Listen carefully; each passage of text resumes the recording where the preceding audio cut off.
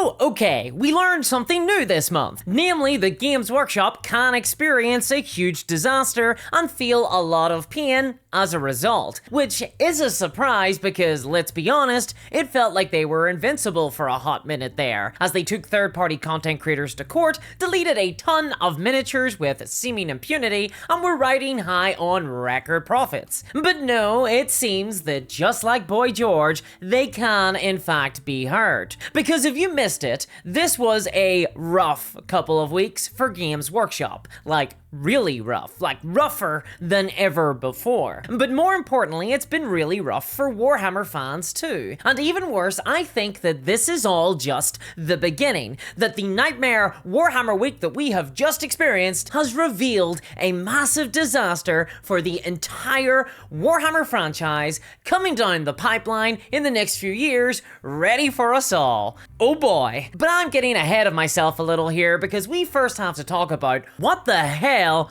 just happened. So, okay, this all started with the brand new edition of the Warhammer game, Horus Heresy. This has just launched as the tentpole product of 2025 for Games Workshop, because yes, we now live in the world where there's going to be at least one new Warhammer game every single year. The stockholders demand it, whether it's appropriate or not, and just like the Great Feather Serpent, they must be appeased. But this annual release plan doesn't really seem to have worked out for Games Workshop this time. In fact, it's been a disaster, because the release of this new edition has been one of the worst Warhammer launches in living memory. Like, seriously, mark your calendar, folks, this is gonna go down in history. And only two potential launches come as even possibly as bad as this one: Age of Sigmar, Dominion, and Cursed City. Though Games Workshop get a little bit of a leeway for Cursed City because that all went down during COVID. However, there is no such excuse this time. So what the hell just happened? Well, I first got rumblings that something was going really wrong with the launch of Horus Heresy when Wayland Games, a major third-party retailer that sells discount Warhammer, and there's an affiliate link to them below that helps support the channel, had made a crazy and to this day unprecedented decision. Namely, 4 days before the release of the brand new Horus Heresy launch box Saturn, Wayland Games had not run out of stock of the launch box. In fact, they had not run out of stock to such an extent that almost 2 whole weeks into the hype-filled pre-order window of the game, and only a few days left until the release of it, Wayland Games decided to actually drop the price of the flagship product launch box and increase the discount that they were selling it for, from 20% off the retail price to an insane 35% off the retail box. And let me tell you folks, I have never seen Wayland Games, or any third-party seller for that matter, actually increase the discount of a product that they were selling before. Certainly not within the first few months of a launch. Never mind before the game has even launched. And 35% off is a crazy discount amount for any product, usually reserved only for forgotten relics like Gates of Antares and Night Model products. Jeez, is that where Horus Heresy is now? Honestly, when I saw that, it set alarm bells off for me. Something was going dreadfully wrong with sales of the new Horus Heresy edition. Evidently, it wasn't shifting, and this news spread around and it caused quite a bit of panic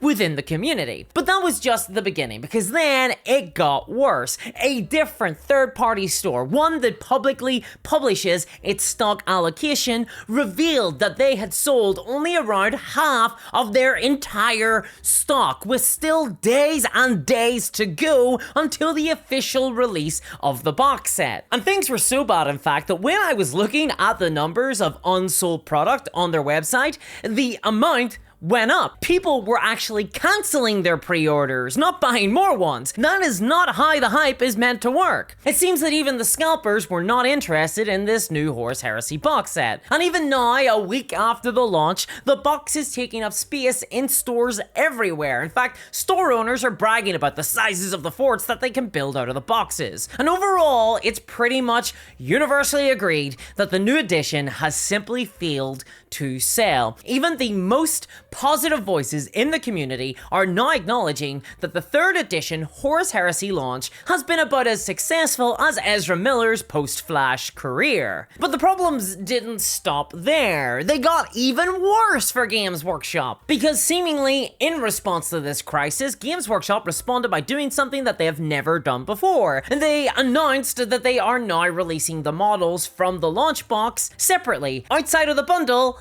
this very week. Normally, they don't release the products separately from these bundle boxes for months after they're out, but this time they're just ripping off the band-aid. No more coyly hiding models in a big old bundle. No, they're just desperately begging the community to please, please, please take the models off their hands. Wow, okay, I genuinely never thought I'd see this happen before. I'm really, honestly, shocked. And Games Workshop are getting a ton of flack from the community for what they would argue mismanaging Horus Heresy. People are blaming GW for this disaster. However, I am worried. I think that everyone is missing what this all really means for the future of Warhammer. Aside from the fact, of course, that Games Workshop simply did not plan out their Horus Heresy 3rd edition project with today's sponsor, Odoo. Because Odoo is an all-in-one business management software designed to meet all of your business and project needs, including actually taking your project from a mere fevered idea to the concrete finish line. From designing miniatures, to building a war game, to documenting every conceivable type of elf, to running any kind of business, Odoo is invaluable because it features a bespoke project management app that will allow you to keep a clear view of all your projects. Odoo's project app features the ability to create projects with custom stages, add tasks, set priorities, deadlines, and even collaborate with others all in real time by logging notes, sending emails, attaching files, all through the chatter, keeping everything in the one place. Depending on your needs, you can visualize your project in different views, such as Kanban, Gantt, or List. But that's not all. Odoo features tons of other useful apps too, from an invoicing app that tracks payments, to an e-sign app, to a website builder, to seals, to everything that you will ever need. There's 45 easy-to-use apps all ready to go. All you need to do is click the link below. You'll get access to your very first Odoo app for free for life with unlimited hosting and support, and then you can choose to upgrade for a very affordable subscription and get instant access to all 45 apps. It's really that simple. So if you run a business or are embarking on any kind of project, Odoo is perfect for you. So check it out at the link below, and thanks to Odoo for sponsoring today's video. But okay, before we go further, you might not expect me to say this, but in a way, this launch disaster is actually super positive. And really good news for us as hobbyists and players, especially Horus Heresy players, to some extent at least. And I want to be super positive in this video as a result, because for a long time it has been impossible to get stock on release for many Warhammer products and games. So it is kind of morose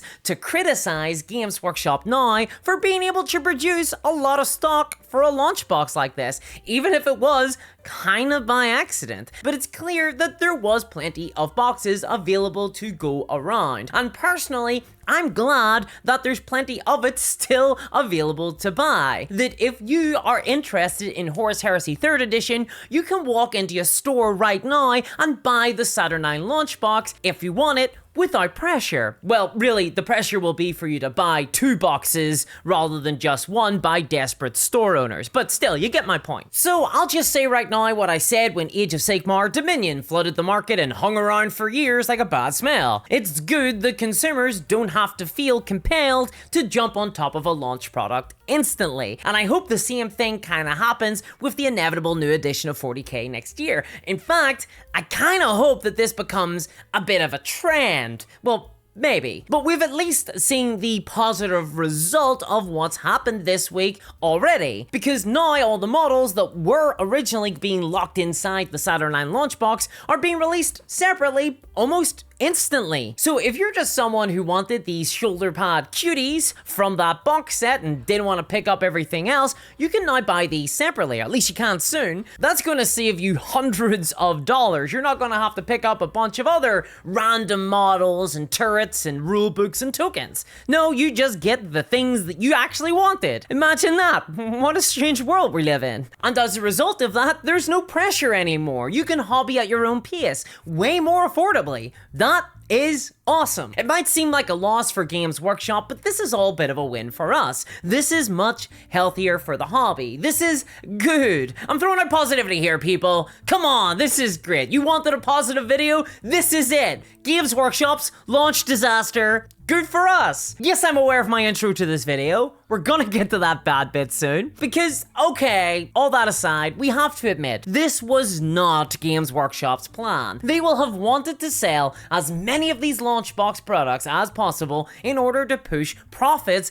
as high as hell in as short a time as possible. And sure, while Games Workshop have indeed made their money selling these boxes to retail stores already, in fact, third-party stores have been effectively left holding the bag for Games Workshop on this one, and that really sucks. That's really rough for them. But this will also impact Games Workshop financially long term, because they're going to have to reckon with the fact that the Horus Heresy 3rd edition launch has been really soft and honestly pretty bad. And I doubt that very many third-party stores are going to be picking up future Horus Heresy products, at least going forward, after they tied up tons of their inventory and spending in this Horus Heresy launch box that has simply failed to sell. So, okay, it's good and kind of bad, but why did this happen at all? Well, obviously Games Workshop aren't saying, but it's likely a combination of factors, including some factors I've seen no one else mention before. So, firstly, the launch of 3rd edition was extremely controversial in the first place. Or at least it was as controversial as the Saudi remake of Brokeback Mountain. You see, the game had leaked in the weeks leading up to the new release, and it had appeared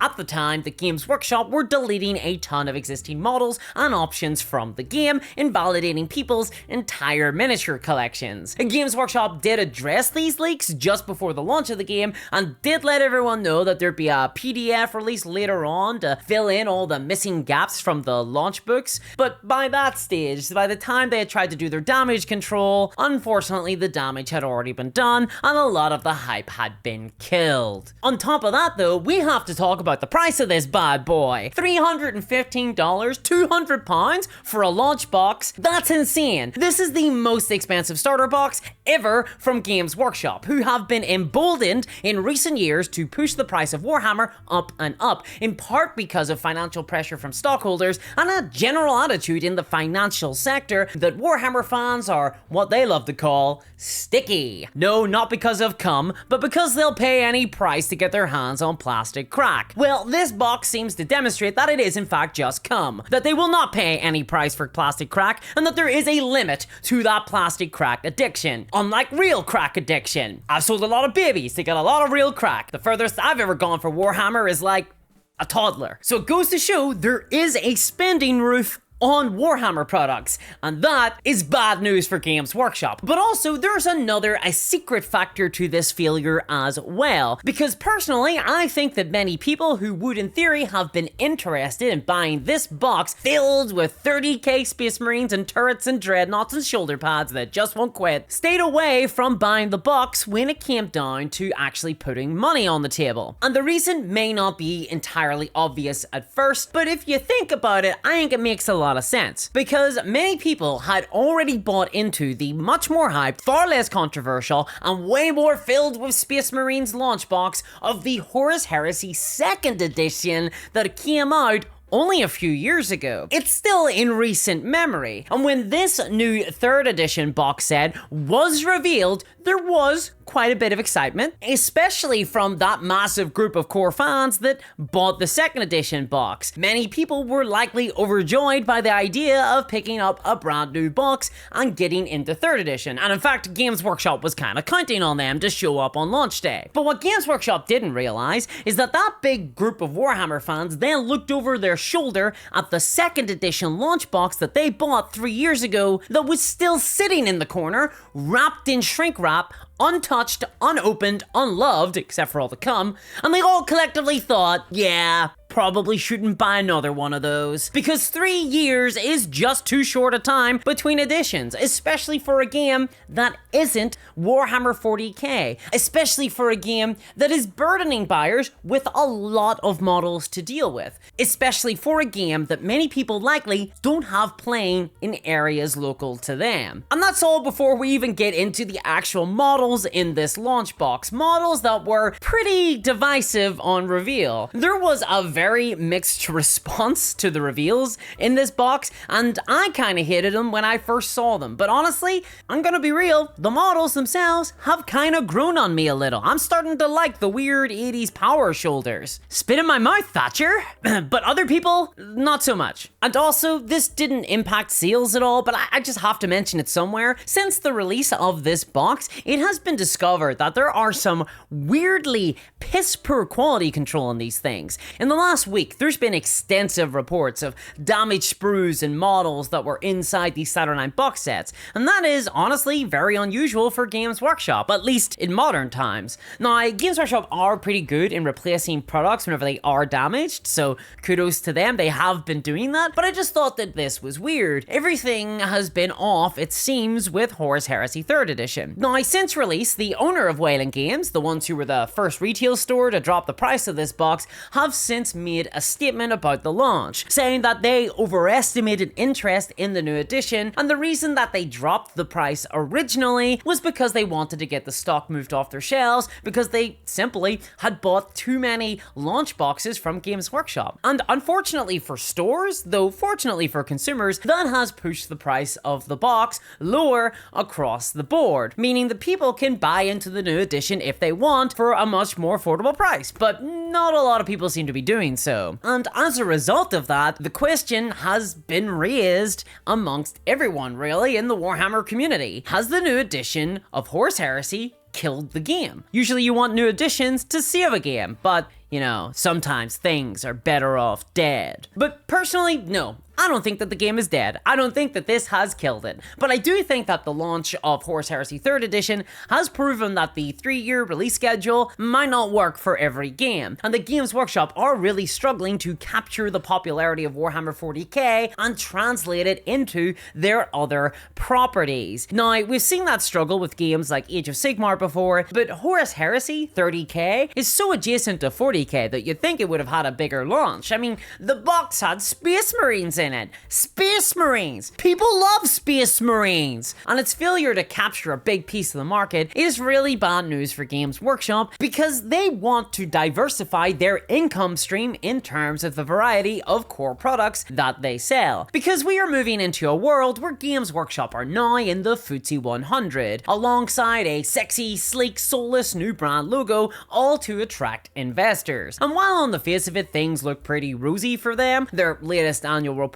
consists of lots of profit, for example, there's a lot of long-term problems that have been hidden within that money. Because they only made so much cash in their last year because of Space Marine 2, a licensed video game based on Warhammer 40k, whereas the fallout of the launch of Horus Heresy 3rd Edition, their new tentpole miniatures game, will only be felt in the next year's report. And that raises the problem. Games Workshop are indeed doing really well financially right now, and they'll probably continue to do so for the foreseeable future, likely making unfathomable, godlike amounts of money in the next few years. But that's not necessarily good for Warhammer fans, because look, I don't want Warhammer to fail, even though I might have released a little old bat into their factory. But I am worried that the financial success of Games Workshop going forward and the trajectory that it's currently on might not be great for Warhammer fans, or at the very least Warhammer wargamers,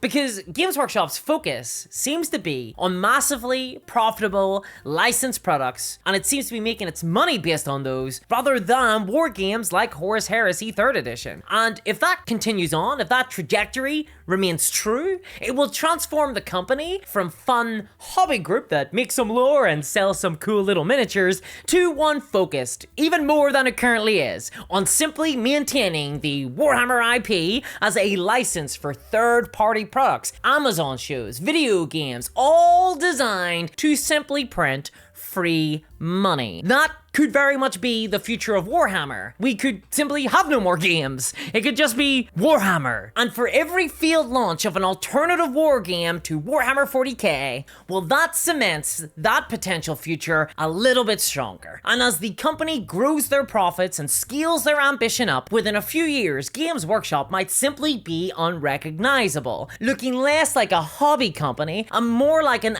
IP holding company, a corporate entity like Hasbro, except probably, honestly, worse, because not even Hasbro treat third-party creators the way the Games Workshop do sometimes. So yeah, Horus Heresy probably isn't dead, but it didn't do great either, and I'm not celebrating that failure. In fact, I'm kinda desperate for Games Workshop's games to actually succeed, because if they don't succeed, if they don't bring in money, then we might just lose what makes Warhammer good entirely. I mean, look at how Hasbro treat their golden cow, Magic the Gathering, for a possible glimpse at the nightmare future of Warhammer. And if Warhammer does go in that direction, well, then the entire wargame market could be in jeopardy, and that would suck for everyone. But what do you think? Let me know below, and check out my Patreon to help me keep making thoughtful content like this one. It's only with your support that I can actually create this content. So thank you so much. Thanks to my patrons who make this content possible, especially CryptoKev, and I'll catch y'all next time. Bye-bye.